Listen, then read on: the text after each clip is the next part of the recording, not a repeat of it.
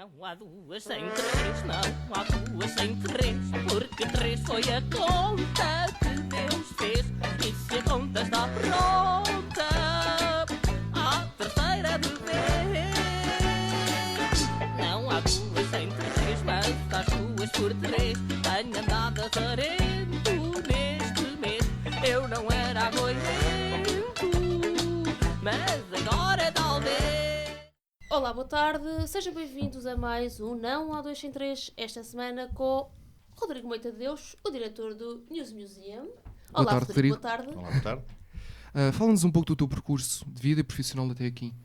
Eu comecei na publicidade, a trabalhar na publicidade, que é uma ótima escola, para saber mais ou menos, ou para tentar perceber o que é que as pessoas querem na vida, e depois decidi escrever, ou aprender a escrever, e portanto fui para a melhor escola do mundo, que é o jornalismo, a melhor escola de escrita do mundo, que é o jornalismo. Onde estive, não fui propriamente um jornalista, estive jornalista, que são duas categorias um bocadinho diferentes. Depois disso, a política, depois Não disso chegaste a exercer comunicação. jornalismo? Exerci. Mas eu tenho a ideia que há uma enorme diferença entre uma pessoa ser um jornalista de natureza, ter alma de jornalista, e estar no jornalismo. Digamos que o professor Marcelo Rebelo de Sousa também foi diretor do semanário, nem por isso era um jornalista. Nasce-se com vocação para o jornalismo. Sim, nasce-se com vocação para o jornalismo, sim. Todos os outros são uma espécie de curiosos pela escrita, ou curiosos pela política, ou candidatos a intervenientes na política, candidatos a fazer intervenção na sociedade. E, portanto, nem todos os jornalistas são verdadeiramente jornalistas. Há maus jornalistas atualmente? Há maus jornalistas atualmente. Acho que sempre houve bons e maus jornalistas. Se a pergunta é, há hoje mais maus jornalistas que bons jornalistas?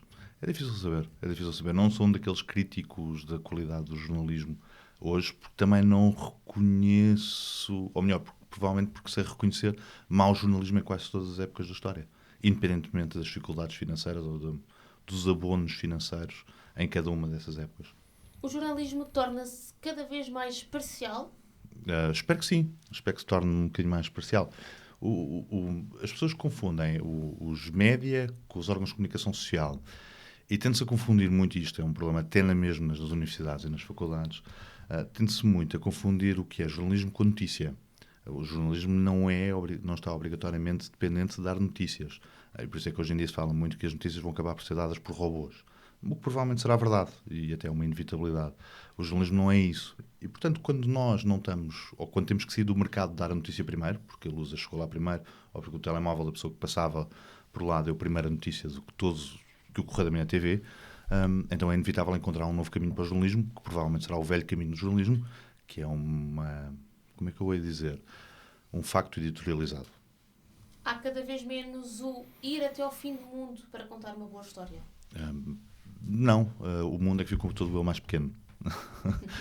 Portanto, é muito mais fácil ir até ao fim do mundo, e por isso o ir até ao fim do mundo deixa de ser uma vantagem competitiva. No teu caso, então, o jornalismo não passou de uma curiosidade? Não é bem uma curiosidade. Eu primeiro tenho uma família muito relacionada com os médias, portanto tinha este bichinho cá dentro, especialmente com a parte da rádio, não tanto com a imprensa escrita. E depois muito por necessidade, eu gostava mesmo de aprender a escrever. Eu gostava mesmo de perceber como funcionavam os médias, como é que era feita a interação com o público, como é que o público interagia com a notícia e com os factos que estávamos a relatar. E, portanto, o jornalismo, mais do que tudo, foi uma escola, mais do que uma curiosidade. Mas nunca te viste a continuar a exercer essa profissão? Não. Talvez como faltava a alma de jornalista. Lá está a alma. Okay. A alma de jornalista. E é, de facto, preciso ter essa alma de jornalista. É muito difícil.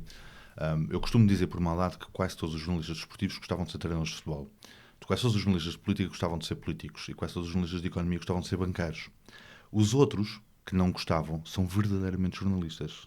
São os verdadeiros jornalistas da alma. E esses sim são, de facto, raros. Não querem é substituir o treinador de futebol. Nem querem substituir o banqueiro. Nem acham que sabem mais que o político. Contam o que se passou pelo que se passou e não porque o que eles teriam feito. São duas coisas completamente diferentes. O jornalismo e a política estão cada vez mais próximos um do outro ou cada vez mais afastados um do outro? Eu não sou capaz de responder essa pergunta. Comparando com que período? Depois tudo isto tem que entrar na famosa fita do tempo. Atualmente, não é, Ruth? Atualmente. Sim, atualmente. Mas comparando com o quê? Comparando com o quê? sei lá, o tempo, sei lá, tu compras com, se calhar há 20 anos, Há 20 anos? Há 20 anos. Há Há 20 anos nós 30 teríamos anos. talvez o Independente. dependente, sim. Teríamos algum jornal mais afastado daquilo que são os políticos, mas absolutamente dependente dos políticos. Portanto, o jornalismo está cada vez mais próximo da política, está cada vez mais dependente da política. Não, hoje em dia só temos um grupo de comunicação social que é público. Antigamente tínhamos todos os órgãos de comunicação social nas mãos do Estado. E, portanto, numa posição de subserviência, dependência em relação ao Estado e ao Governo.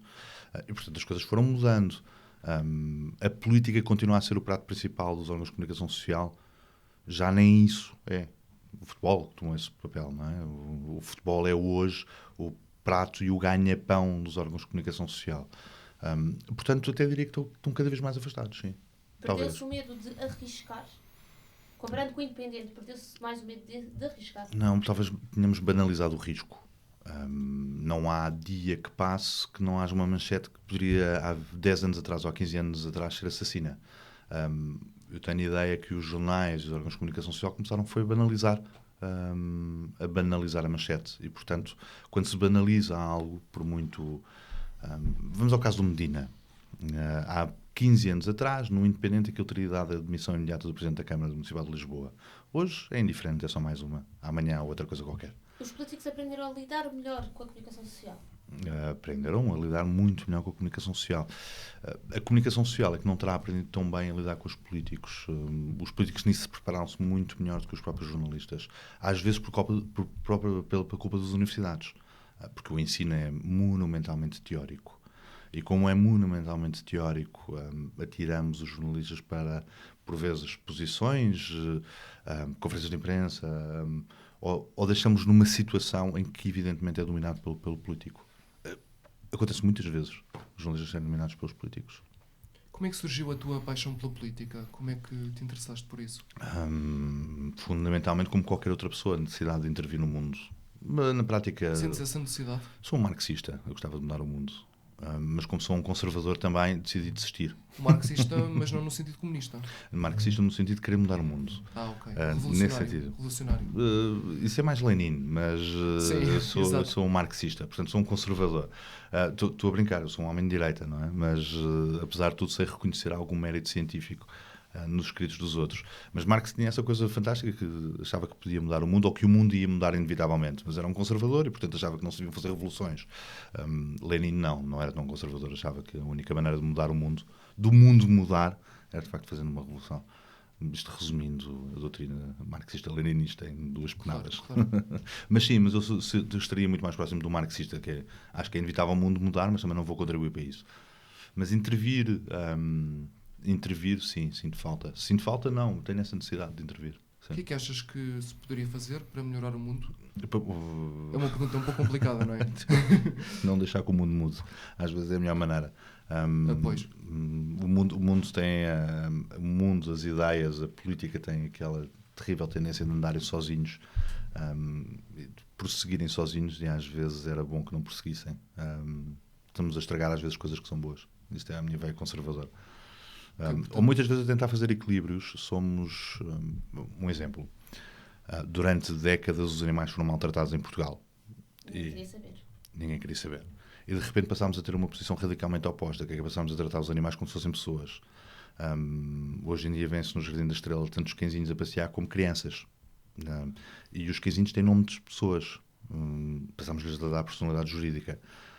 Os cãezinhos merecem ser bem tratados? Claro que sim, ninguém está a discutir isso. Eram maltratados antes? Talvez. Acho que, desculpa interromper, acho que juridicamente agora são vistos como crianças, não é? A personalidade jurídica nem é bem crianças, é assim um misto estapafúrdio.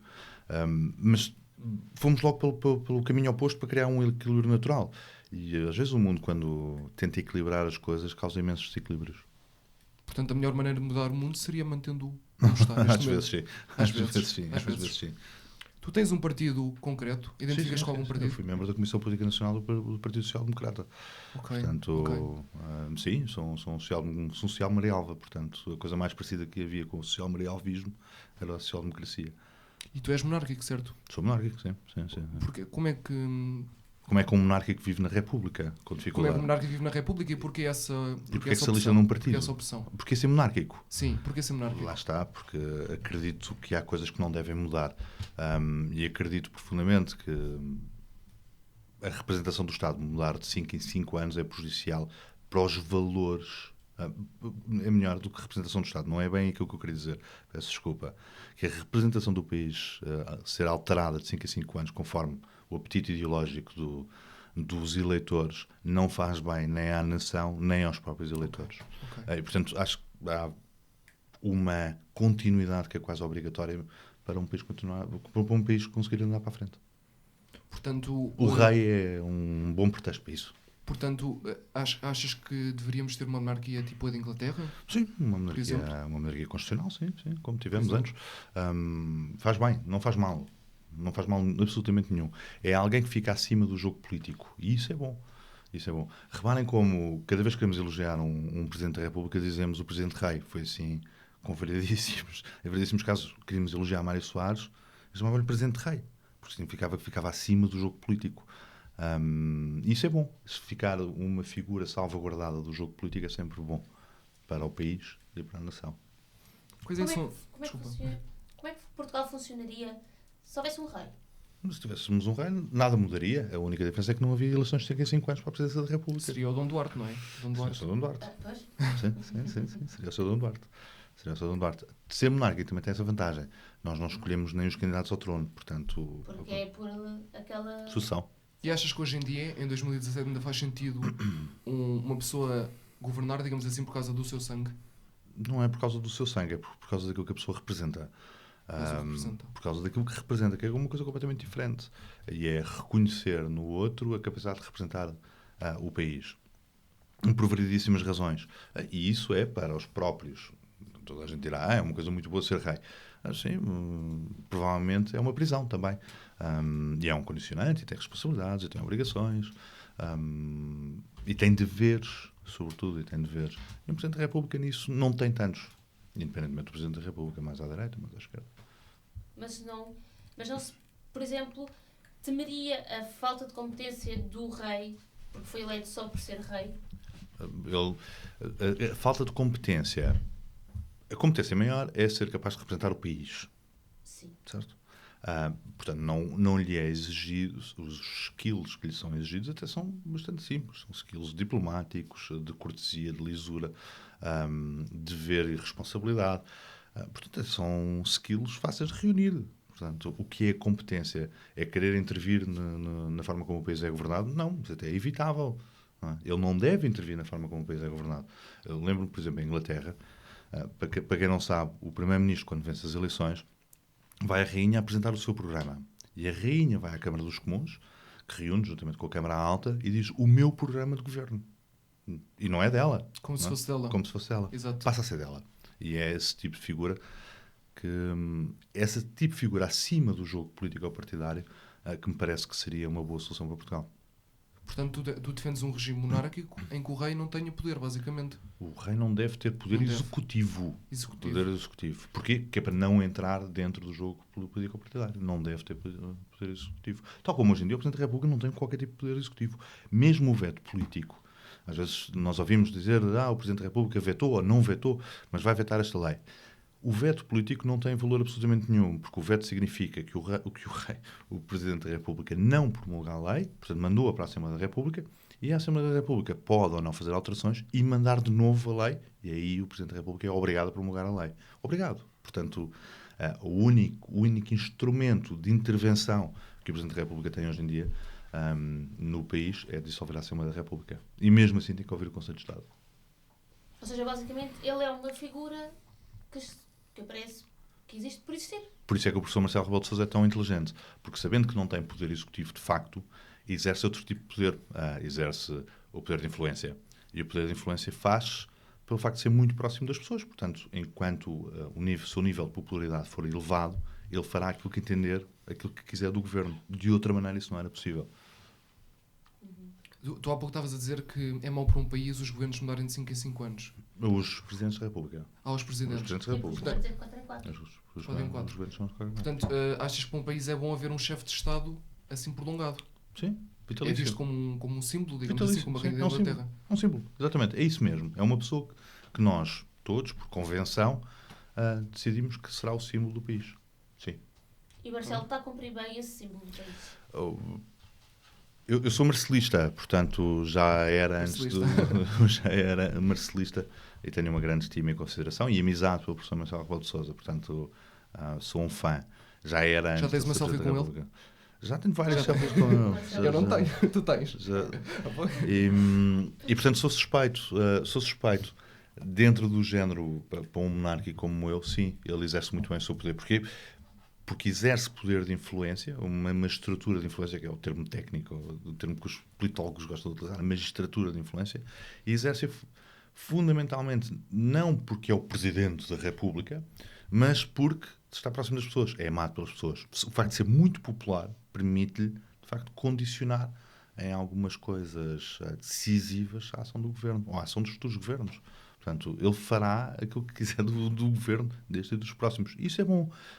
Primeiro, porque ele não tem apetites para fazer uma intervenção direta. Não será ele a dizer que o IRS aumenta ou baixa.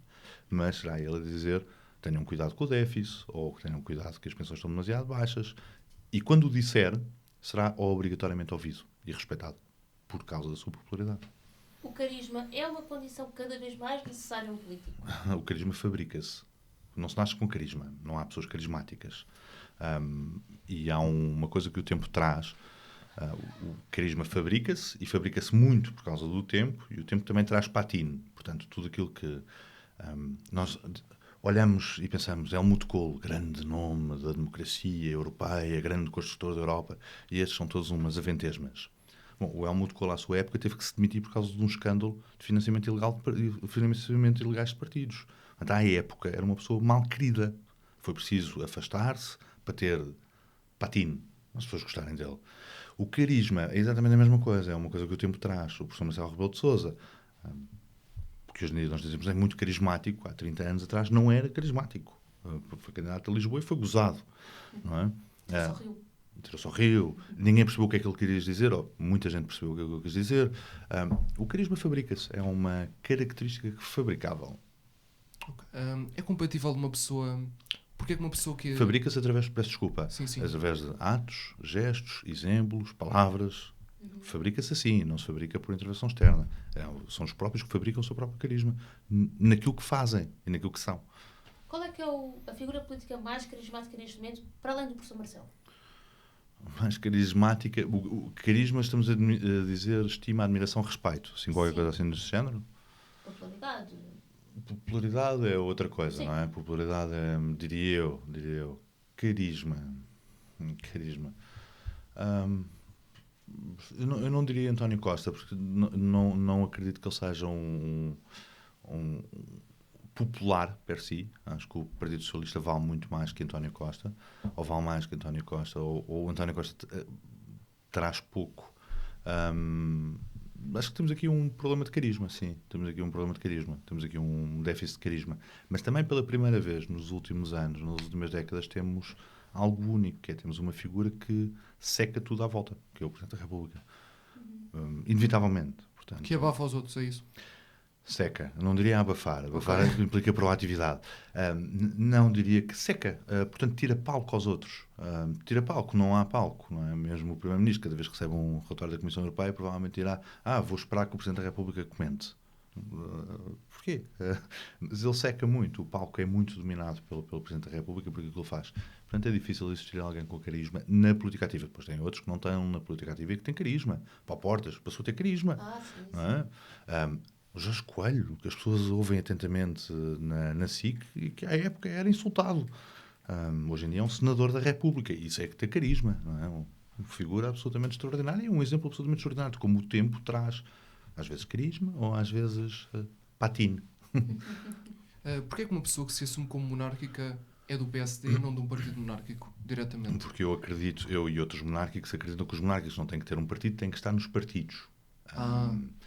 E, portanto, têm que ter uma vida política ativa, se quiserem, se assim o desejarem, mas a intervenção, enquanto monárquicos, devem fazer nos diferentes partidos, e não obrigatoriamente num partido monárquico, porque isso significa estarmos integrados no jogo político-partidário.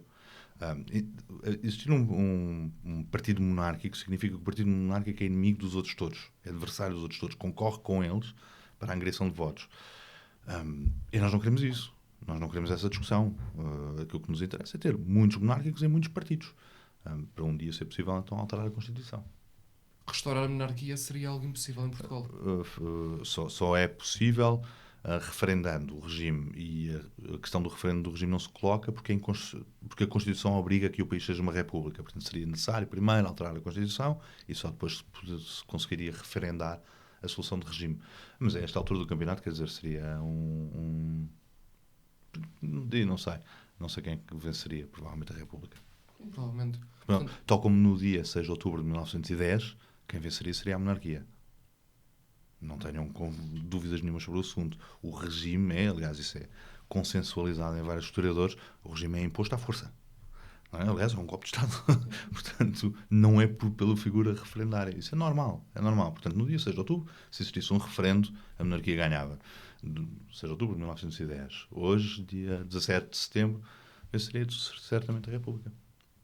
Qual é a posição da direita atualmente em Portugal? As pessoas identificam-se cada vez mais ou menos com a direita? Olha, há um grande erro de comunicação ou semântico do último governo, que é deixar que os partidos da oposição lhes chamassem direita sem eles ficarem indignados, como permitiram também que lhes chamassem liberais sem eles ficarem indignados. O governo do Dr. Passos Coelho, independentemente das suas muitas virtudes e dos seus muitos defeitos, era tudo menos liberal. Foi um governo que aumentou brutalmente os impostos. Um governo liberal não faz isso. Aumentou enormemente o peso do Estado sobre os cidadãos. Um governo verdadeiramente liberal, vamos ler os livros e se olharmos para a história, não faz isso, faz exatamente o contrário. E tenho muitas dúvidas, mesmo muitas dúvidas, que os partidos que nós dizemos hoje na Assembleia, que são os partidos da direita, sejam verdadeiramente direita. Não são. Uns dizem que são sociais-democratas, os outros dizem que são democratas cristãos. Isso não é direita. Direita é outra coisa. Eu, por acaso, até sou uma pessoa de direita. Sou muito liberal do ponto de vista económico, muito conservador do ponto de vista social. E, portanto, até me enquadro melhor com a direita. Agora, regra geral, não existe direita em Portugal. Não existe direita em Portugal. É um não-socialismo, que é diferente de direita. Direita é uma coisa que os Estados Unidos têm, é que os ingleses têm. Isso é direita, não é aquilo que existe cá. Não é mesmo o CDS, que é tido como o partido mais à direita do arco democrático, ou do arco constitucional, chega lá e comporta-se como se fosse um partido socialista. A extrema-direita funcionaria em Portugal? Não. Temos o PNR. Não faz muito sentido. Não funciona, vê? É um bom exemplo. Pois. A extrema-direita em Portugal nunca funcionaria.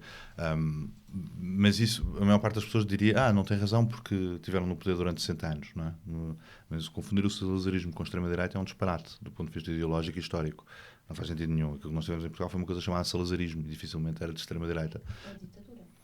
Uma ditadura. Sim, era uma ditadura salazarista e salazarenta, com características únicas, não era fascismo sequer. Era ditadura tradicional, não é? É uma tradicionalista, aquela coisa toda do pobre, mas honrado, do funcionário público, quando figuras é família. Nada disso corresponde a uma ideia de extrema-direita que, como existiu na Europa mais ou menos no mesmo período. Não é a mesma coisa. Ainda assim, a extrema-direita vai buscar muitas coisas do Salazar, não é? O anti-gays, o anti-imigrantes, o anti... O anti-gays o PCP também é. Sim. Não é? O anti-imigrantes o PCP também é. Sim, mas está no poder. O PCP está... O PCP na geringonça, não está no poder, geringonça. não é? Mas se você ouvir um discurso do PCP hoje em dia, eles falam numa, como é que é? Uma política patriótica de esquerda. Patriótica e de esquerda, a expressão patriótica é um discurso do Trump. A proteção da economia, das grandes obras públicas, dos empregos dos americanos para os americanos, e por aí fora. Portanto, é aquilo quase que se confunde com aquilo que é o discurso nacionalista do Donald Trump, protecionista. Não lhe vou chamar nacionalista, protecionista do Donald Trump. É o PCP em Portugal. E, portanto, às vezes as coisas confundem-se de forma, quiçá, curiosa.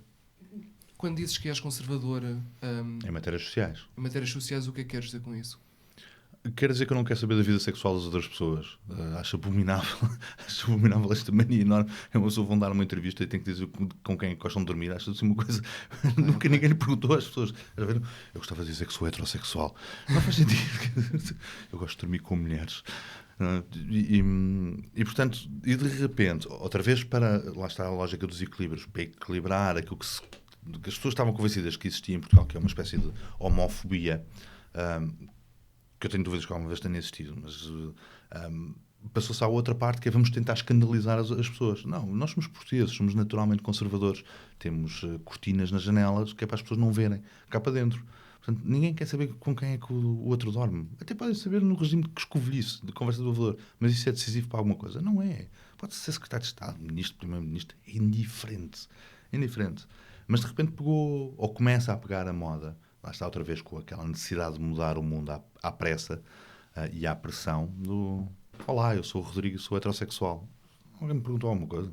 Quero saber o que é que Se vocês não será gostam. um bocado o oposto de ser conservador? Normalmente os conservadores são contra... Não, os conservadores são exatamente isso. O conservador é uma pessoa que pede, por favor, para que não alterem, não mudem o mundo, que eu estou muito bem assim, e vocês estão muito bem assim. Eu não me meto na vossa vida, vocês não me metem na minha vida. Eu gosto de dormir com mulheres, vocês gostam de dormir com homens, ou com mulheres, ou com coisas mistas. É-me indiferente, é-me igual. É-me igual.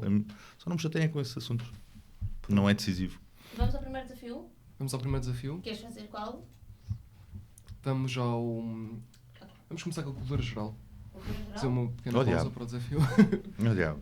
Nós temos um recorde do programa. Que é qual? Neste momento está em 9, não é? 9 perguntas. 9 perguntas certas, sim. Oh, diabo. Eu vou logo falhar a primeira. Vamos lá começar. Epá, esta começa bem. Começa. Esta é difícil.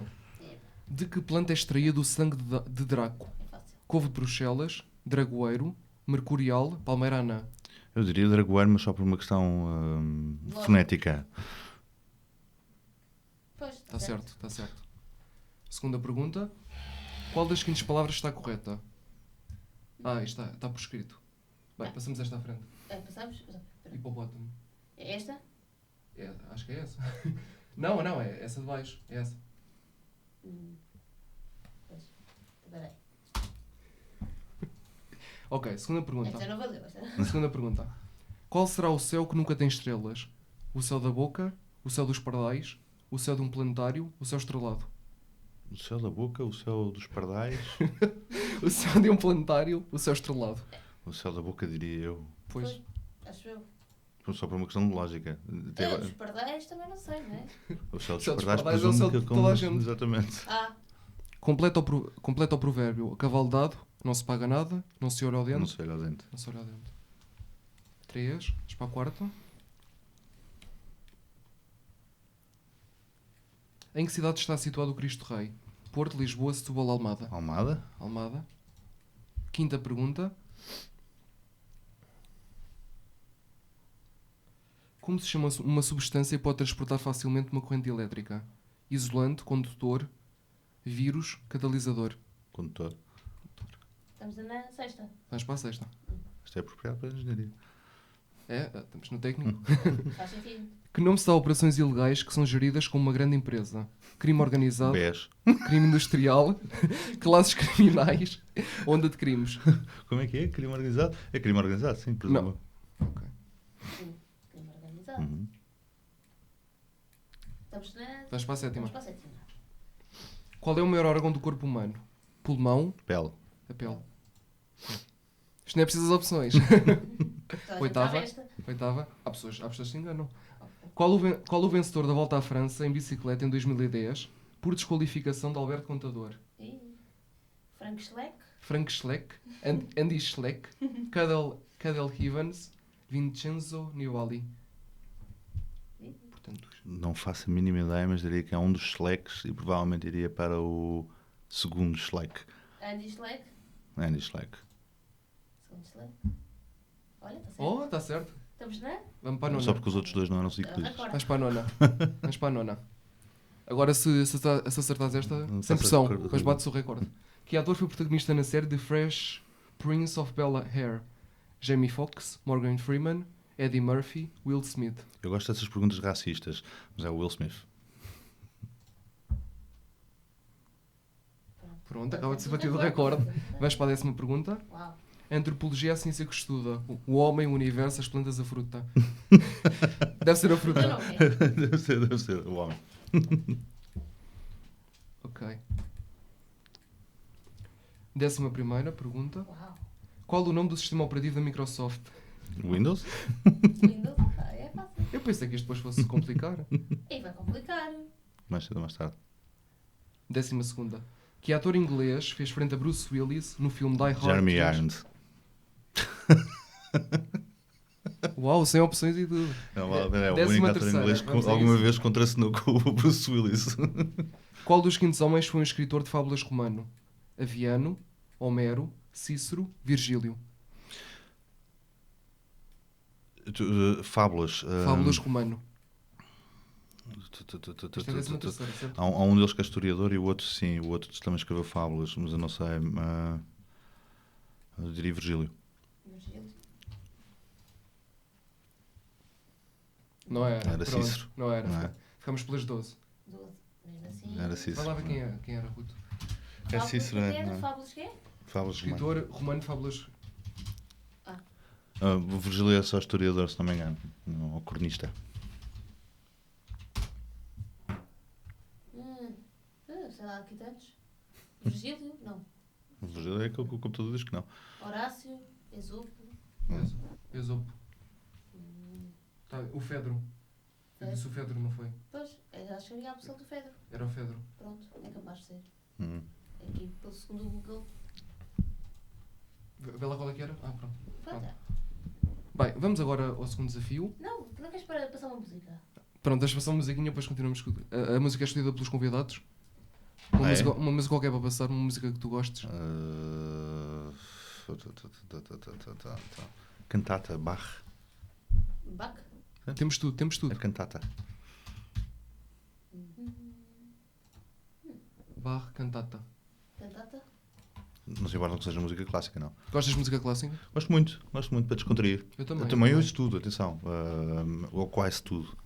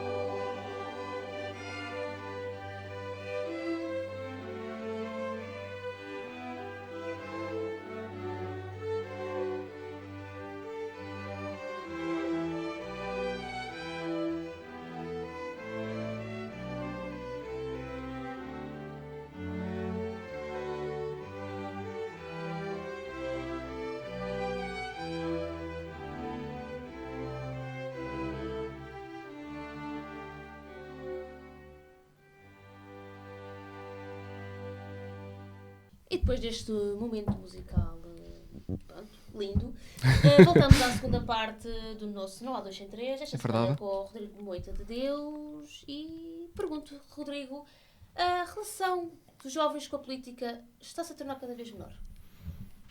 Cada vez menor.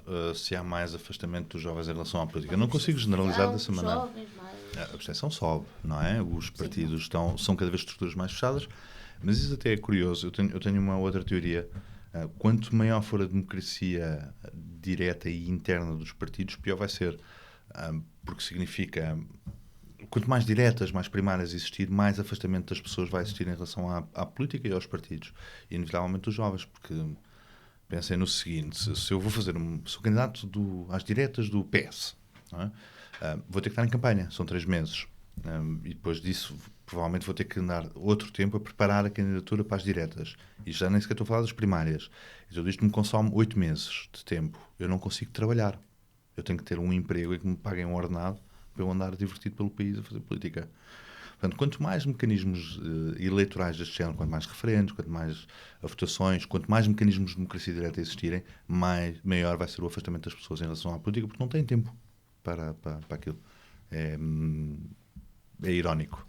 E os partidos fazem cada vez mais, ou menos, iniciativas para aproximar os jovens da política? Fazem. Eu tenho a ideia de que as juventudes partidárias serão organismos a extinguir, porque permitem aquela coisa extraordinária de uma pessoa ter 28 anos, ou 28 anos, ter filhos, viver numa casa, ter um emprego e continuar a destratá-lo como jovem. Jovem não é um elogio em Portugal. Jovem significa que a tua opinião não conta. Na prática, Ou jovem inexperiente. é uma pessoa querida que nós devemos acarinhar e proteger, e não um igual. E por isso é que este país é de velhos.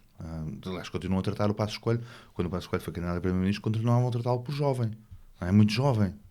O homem já tinha 40 e tal anos 40 e e tal. filhos e já tinha trabalhado, acabado o curso, tinha feito o percurso como o resto das pessoas todas. E, no entanto, para menorizá-lo, tratavam-no por jovem. E quanto mais mecanismos de arrumação dos jovens existirem, incluindo as juventudes partidárias, pior vai ser. Menos a sério vamos levar. E estamos a falar de um país onde capitães com 30 anos fizeram um golpe de Estado e tomaram conta disto. Mas... Eram jovens. Eram jovens. Na altura já ninguém olhava para eles como jovens. Bem, sei que também a idade ou a idade média dos portugueses também aumentou, não é? A mortalidade reduziu e, portanto, hoje em dia as pessoas são cada vez mais velhas. Mas a verdade é que na altura já não eram vistos como jovens, e uns anos mais tarde os próprios que foram eleitos aos 30 ou revolucionaram, ou fizeram uma revolução no país aos 30, diziam que aqueles são os miúdos. Os jovens também perderam a audácia para Se perderam a audácia. Se perderam a audácia. Não sei se os jovens alguma vez foram audazes. Alguns foram. Eu tenho uma aversão a generalizações, muito embora eu goste muito de generalizações. Os jovens estão a perder a audácia. Não sei, eu vejo jovens a fazer coisas espetaculares, muito engraçadas, muitas vezes fora da política, fora dos partidos, porque de facto os partidos têm esta coisa da cantonização. É jovem. Olá, tens menos de 30 anos, então vais ali para a segunda divisão. Depois quando cresceres... É logo arrumado. Exatamente. Quando cresceres, mas eu já trabalho, tenho filhos... Está bem, mas és um jovem, não é? És um jovem. Portanto, segunda divisão. Enquanto for assim, é assustador. Nunca, por exemplo, viu ou... Viste, podes-me tratar por tu, que eu não sou jovem. Ou que eu sou jovem. Pronto. Então nunca viste ou nunca imaginaste um país governado por jovens? Já, Portugal entre 74 e 86 é governado por jovens. O professor Marcelo tinha 30 anos, era secretário de Estado ou ministro. Mas nos dias de hoje? Nos dias de hoje, alguns, o Canadá, por exemplo, é um país governado por... O presidente francês agora, que é relativamente... O Macron, sim, mas Tem- só faz as neiras. Ele tem que idade? Tem que idade? Ele tem Ele tem 40. 40. 40 anos já não é um jovem. É que nós... É o mais jovem, mas... Sim, mas um jovem tipo, vai lá, vamos supor, 30 anos. A verdade é que, pois, a Europa, o mundo, a Europa e Portugal em particular estão todos geriáticos, não é? Estão para velhos, portanto... Mas acho que para seres presidente tens de ter no mínimo 35, não é? 35. 35. Por exemplo, com 35. E não se percebe porquê. Alguém consegue explicar Deve porquê? ter a ver com a experiência de vida, não é? Ah, é? Porquê? Pois, não faz sentido. Deve ser. Os ideais republicanos da igualdade somos todos muito iguais. Mas, filho, tu ainda não vives o suficiente para quereres presidir ao país. Então, vou eu decidir o que é que os portugueses podem ou não votar. Não é? Por exemplo, agora pegando as autárquicas. Por exemplo, vamos supor, uma Câmara Municipal presidida por um jovem de 25 anos. Em Vagos, o Silvério terá para aí 30. Sim, hoje em dia é impensável isso. É quase impensável. Muito embora as pessoas prefiram votar em jovens do que em velhos, o que é uma coisa engraçada. Eu trabalhei nesta área. Portanto, se as pessoas virem uma cara nova, um miúdo, passo uma expressão, se virem um miúdo e se virem um velho, votarão sempre no miúdo. Né? Porque acham que o miúdo fará muito mais. E terá sangue fresco. E terá sangue fresco. Acham que o velho já está acabado, Acham que digamos o velho assim. vai para casa. Não é? Pois, vai descansar. E é muito engraçado, mas depois o sistema, os partidos, a forma como os partidos funcionam, não permitem que isso aconteça. Olhamos e só vemos velhos. Velhos em todo lado. Velhos em todo lado. E todos aqueles que não são velhos são tratados como se fossem miúdos. Menores. Não é menores, é segunda divisão. Pronto, é segunda divisão. Rodrigo, falando um pouco dos teus projetos, assim o mais recente, como é que foi a participação no 5 para a meia-noite, fazer o Deus a Dias? Foi muito injusto. Foi bestialmente injusto. Muito injusto porque a audiência do 5 para a meia-noite não é a audiência do Observador. Portanto, é uma audiência mais de esquerda. E depois ela é loira e era gira e, portanto, eu não tinha hipótese nenhuma logo ao princípio. Cada vez que ela aparecia, eu próprio tinha vontade de votar nela, portanto, foi tudo aquilo que foi muito injusto, foi muito ingrato. Aquilo não era muito... Às vezes eu vejo o programa, sou espectador, aquilo não era muito estressante, vocês estarem a falar É divertido. e estarem constantemente ela a contar o tempo e mandava-vos calar e depois passava a outra. Muito bom. Mas não muito estressante. Como exercício em si, achei muitíssimo interessante por causa disso. Por causa do desafio de haver uma votação direta do público. No Twitter. Por causa das regras, porque hoje em dia, mesmo nos debates normais, estamos tão compartimentados na regra e nos 2 minutos de exposição, etc., quando o debate pode-se fazer, de facto, às vezes em 3 minutos. E depois havia uma outra coisa extraordinária naquela pequena rúbrica, que é a oportunidade de falar sobre, às vezes, temas sérios, muitas vezes, quase sempre, sobre temas sérios, de uma forma mais aguerrida, mas em prime time. Num canal aberto. Isso já não existe. Não sei se vocês já repararam que entre RTP, SIC e TVI, àquela hora passam novelas ou futebol. Não há mais opção. Não há oportunidade de levar a um público diferente temas como as offshores, a forma de governo, a profissionalização da política, ou até mesmo o comportamento ou não do Presidente da República. Não há essa oportunidade. E isto foi diferente. E por isso, só por isso a RTP dá de parabéns.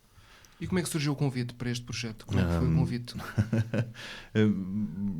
Eu já colaborava com a RTP antes, aliás, continuo a colaborar com a RTP antes, muito embora defenda a sua privatização, já colaborava com a RTP, e não sei quem é que se lembrou desta ideia bestial de me porem à frente da Joana Amaral Dias para ver quem é que sobrevivia, mas é evidente que ela partia sempre a vantagem. Eu sou muito sexista, loira, gira, não tinha hipótese nenhuma, desde o princípio.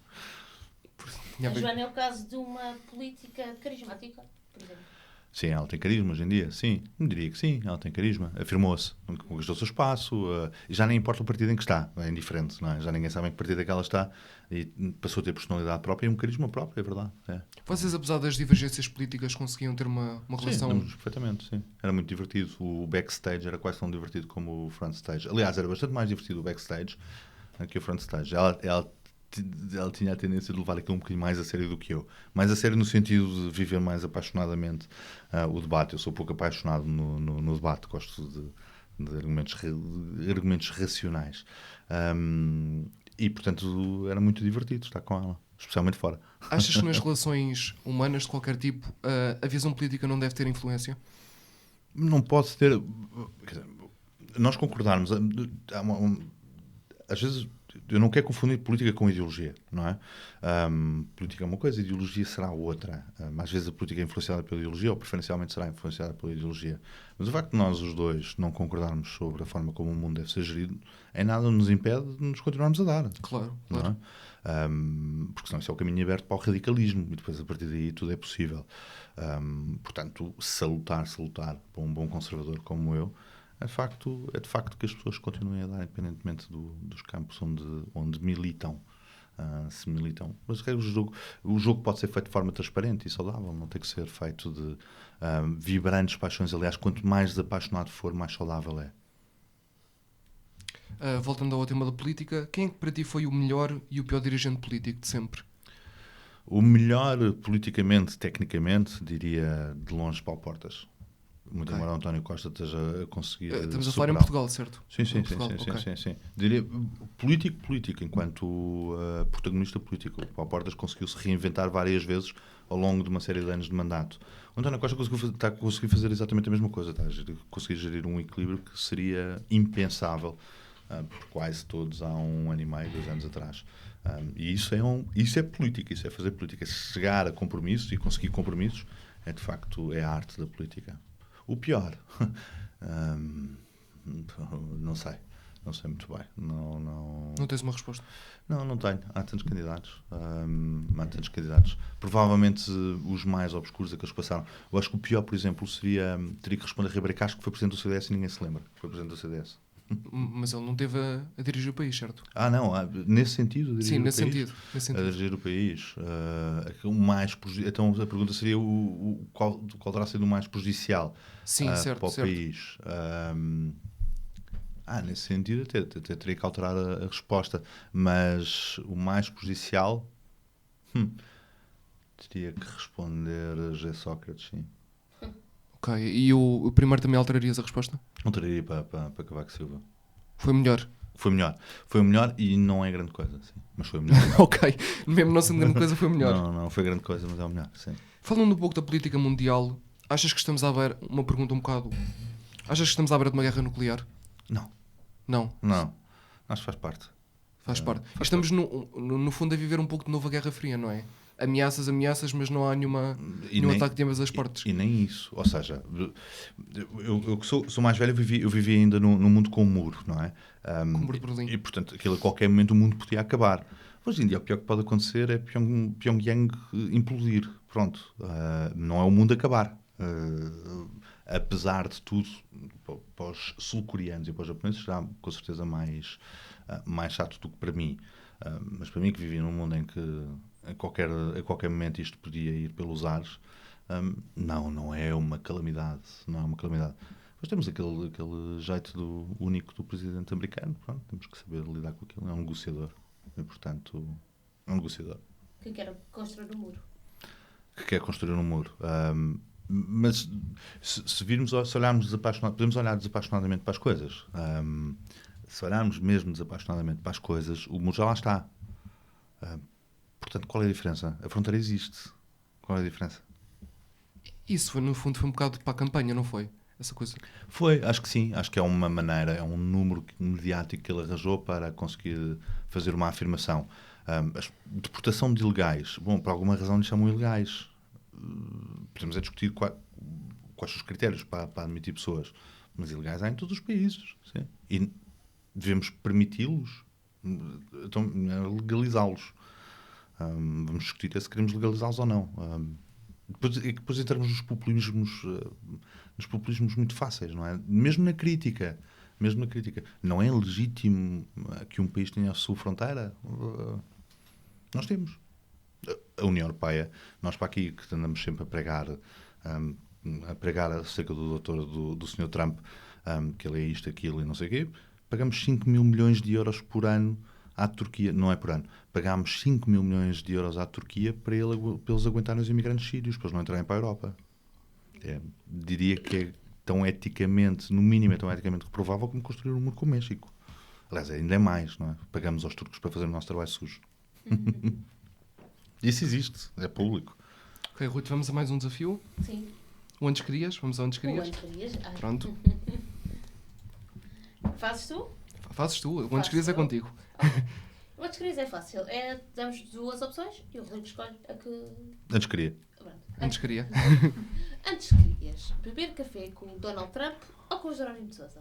Antes queria com o Donald Trump. Não pela companhia, mas acho que é muito mais interessante. Para conversa. Assim. Conseguirias ter uma conversa com ele? Tenho dúvidas. Em 140 caracteres conseguia. Ok. Ou seja, okay. Eu sou presunçoso e imagino que sei o que é que o Jerónimo de Sousa me diria. Do Donald Trump estou sempre à espera do inesperado. Pronto. Antes querias ser Primeiro-Ministro ou Presidente da República? Antes queria ser autarca. Deve ser muito mais divertido. Autarca. Ok, nem uma nem outra. Autarca também deve ser giro. Deve ser muito giro porque deve dar para fazer coisas É mesmo. proximidade também. Mas... Deve dar para fazer coisas. É diferente. Ok, a última, Ruth. Antes querias jantar com a Cristina Ferreira ou com a Júlia Pinheiro? Eu com o Júlio Pinheiro já jantei, com a Cristina ainda não, portanto eu diria antes queria a Pronto. Cristina Ferreira. Olha, Como é que foi jantar com a Júlia Pinheiro? Eu trabalhei com ela na SIC. Na SIC. Portanto, eu fazia um programa, eu fiz com ela convidou-me há muito tempo atrás para fazer um programa chamado Noites Marcianas nos idos. Já foi há mais alguns anos. Muitos anos. É verdade, é verdade. Epá. Já É foi há verdade. alguns anos. Entre o Cláudio Ramos e o Dani eu era o heterossexual. Pronto. Havia outro, bondades. Estava ali a preencher a cota da heterossexualidade. Que outras paixões tens para além da política? Os livros. Muito, gosto muito de. Eu sou colecionador de livros, mais do que um leitor. Sou colecionador compulsivo de livros. E depois tenho uma enorme paixão pelos meus filhos, pela minha Olha. família. São eles que me enchem os dias. Olha, muito bonito, um momento bonito. Um momento bonito. Paixão ao ok. ponto de às vezes não ser capaz de conhecer defeitos. Portanto, deve ser paixão, de certeza. Não é amor, é paixão. Achas que a política hoje em dia tem um papel importante na vida das pessoas ou para algumas pessoas é completamente indiferente? Mas quanto menos o Estado intervir na vida das pessoas, melhor. Não, não é nesse sentido, não é nesse Não, sentido. mas eu ia responder a isso. Peço Antes desculpa. de despolitizar a vida das pessoas é uma coisa até necessária.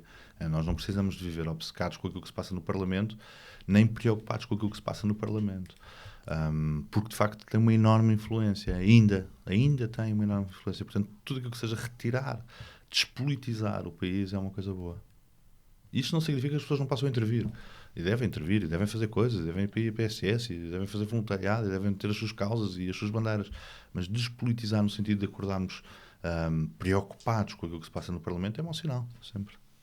Portanto, achas que eu queria saber se há pessoas que vivem muito a política, pensam muito, ou outras que lhes é completamente indiferente? São profissionais da política. Depois o país divide-se nisso. Os profissionais da política e aqueles a quem a política só os afeta diretamente no final do mês.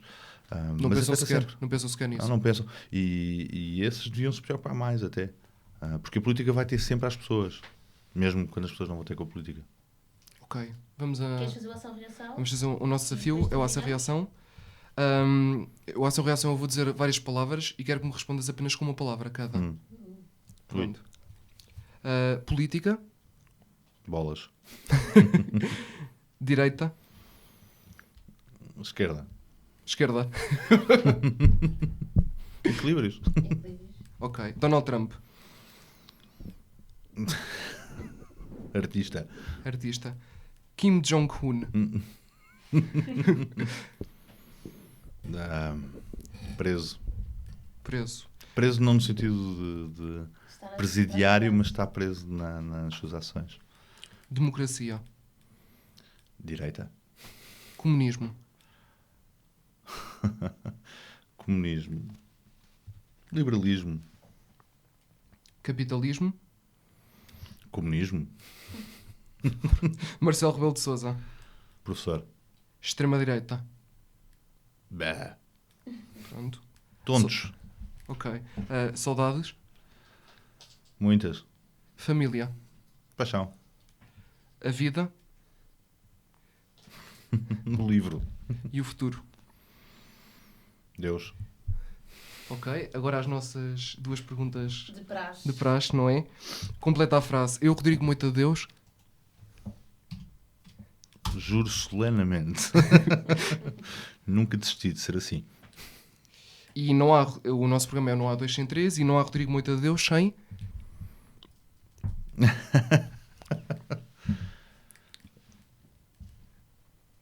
Sem uma boa gargalhada. Pronto, foi bom. Então, terminamos com mais uma música. Mais uma música, escolhida pelo convidado, claro. Típico. Vamos terminar com que música? Tony Carreira, sou menino. Olha, pronto. A sério? Vamos, pronto. Por que não? Agora fala-se muito de Tony Carreira, que anda a plagiar a música. A letra é engraçadíssima. Vocês já ouviram bem a letra da... Já ouvi várias vezes. Já, mas pronto, mas dizem que é um plágio. Pronto, muito obrigado, Rodrigo. Muito obrigado. Obrigada também a vocês. Estamos de volta na próxima semana e fique então com o nosso Tony Carreira.